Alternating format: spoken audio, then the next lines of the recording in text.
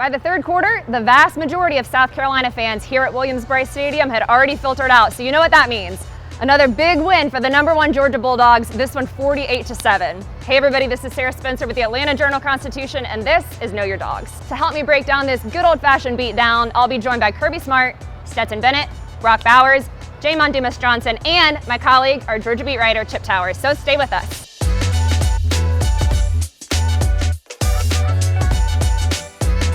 Yeah, I thought we challenged our guys to come on the road in the SEC and play really physical, attack from the get-go.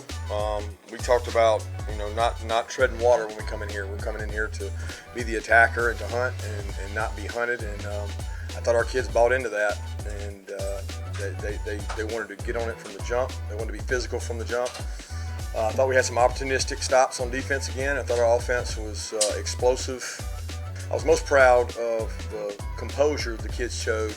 The second half drive to open the second half meant a lot to me. We had a dumb penalty, started backed up, and all I really wanted to see was us come out in the second half and close the door. Another fantastic game for quarterback Stetson Bennett, 16 for 23, 284 yards and 3 touchdowns. Now Bennett actually got sick in the first quarter. He threw up, he was dry heaving. He said post-game maybe he had had too many grapes. Kirby Smart mentioned maybe he had actually overhydrated, but Stetson Bennett was not going to come out of the game until Georgia was up comfortably so that he could, and they would have the luxury to do so. That ended up being the third quarter because this was such a blowout. Oh yeah, Stetson did a great job just running the offense, doing his thing as usual, and that's about it. He just did his thing today. One of the biggest takeaways from this game, South Carolina might want to cover tight end Brock Bowers, an All-American. He had 3 touchdowns, 2 were beautiful pass catches, one a 70-yard play right up the middle of the field. One really kind of caught by his fingertips as he was falling out of the back of the end zone. 2 really, really gorgeous plays, and then also a rushing touchdown. But quarterback Stetson Bennett was less than impressed. How impressed were you with Brock today? I don't know. Not really. Just a so-so day. Yeah.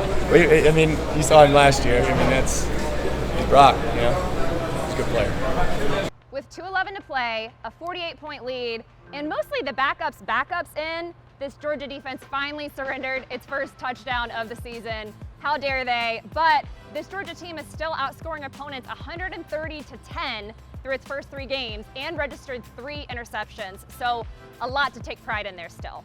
We take big pride in that. Saying, people have a say-so about last year's defense. We're trying to be better than last year's defense. As y'all see, throughout the first game, we didn't get no touchdown. Second game, we didn't get one. Luckily, this game, they got one on us. But we take very pride in nobody scoring, nobody in our end zone. And, we're just trying to achieve greatness and chase nobody in our end zone, All right, y'all, let's bring in our Georgia beat writer, Chip Towers.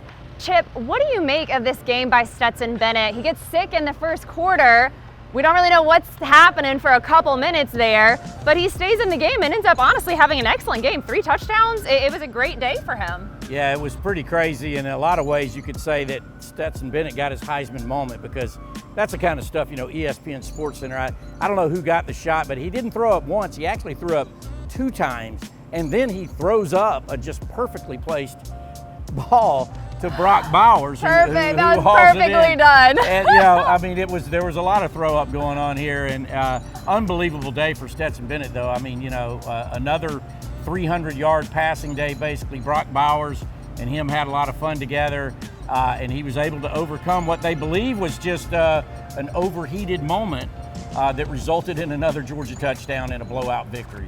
Tell me what you saw from tight end Brock Bowers. Obviously, expectations were sky high for him based on what he did as a freshman, but he's living up to that already. Yeah, and he's been kind of quiet to date. Only 5 catches in the first 2 games, and he had 5 catches in this game on 5 targets.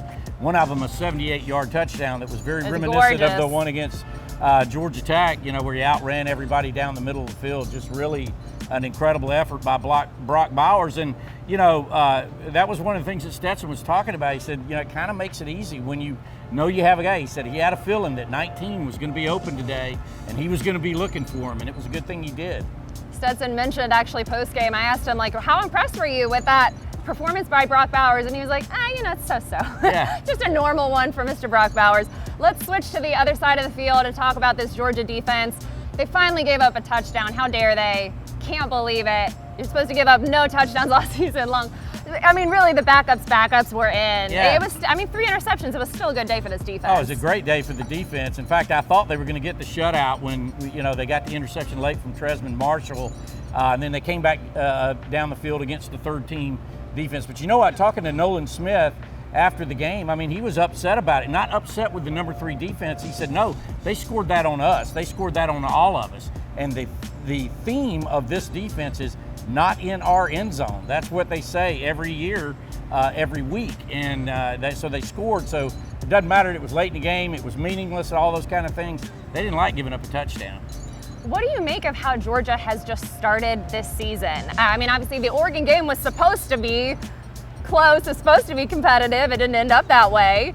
But then Samford and South Carolina have been just total blowouts. I know Georgia doesn't have the hardest schedule. I think that'll probably become a talking point. But what do you make of the way they've started the season? Well, I mean, I think Kirby was probably as, I would say, authentic as I've seen him in a while. I mean, he was impressed. He was joking post-game. He was in a good mood post-game. He really liked the way this team was. And one of the things I thought he said that was very interesting, he said, even though this team looks very good and all that, they're very different than last year's team. And I think you can kind of see that in the way they play. I mean, those guys, he said flat out, there's not 15 NFL draft picks on this team, but they're connected, they play close, they play together, and they play for each other. And, you can see how that has manifested itself on the field. He definitely bragged about composure post-game too. Yeah. Chip, thank you so much for joining me. Thanks to all of you for watching. Make sure you go to ajc.com to check out more videos just like this.